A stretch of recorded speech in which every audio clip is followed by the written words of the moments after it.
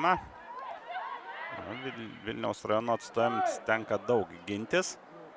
Tai ne pats maloniausias užsiėmimas. Dar vienas smūgis ir kamuolys vartuose. 14-asis numeris. Elizabeth Madison Bauer siunčia pirmąjį įvartį. Pirmą kartą kamuolį į varžovių vartų tinklą. Čia geras Lauros Penazato, puikus perdavimas tarp gynėjų, kurį matome pirmame kine, 2 minutės pridėtos, o čia įvartis. Įvartis krenta tiesiogiai, ne veltui aš buvau minėjęs apie olimpinį įvartį, jeigu nepavyko į artimąjį kampą, tai dabar pavyko į tolimąjį ir Lauros Penazato džiaugiasi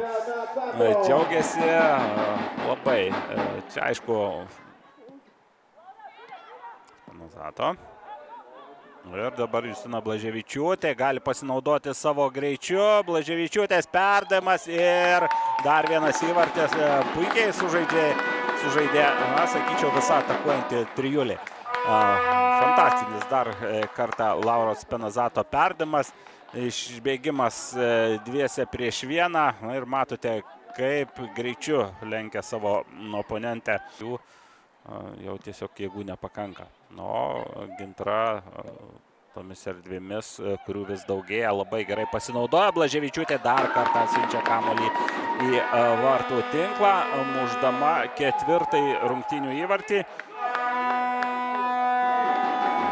Žiūrim vėl greitis ir čia bandė ten stabdyti varžovė Justina, bet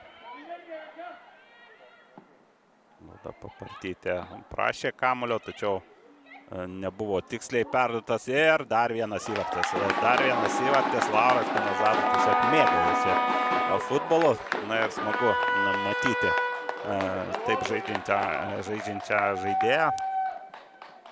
Viskas prasidėjo po netikslaus per silpno Galkinos perdavimo, o po to jau Laura, kaip sakoma, savo stichijos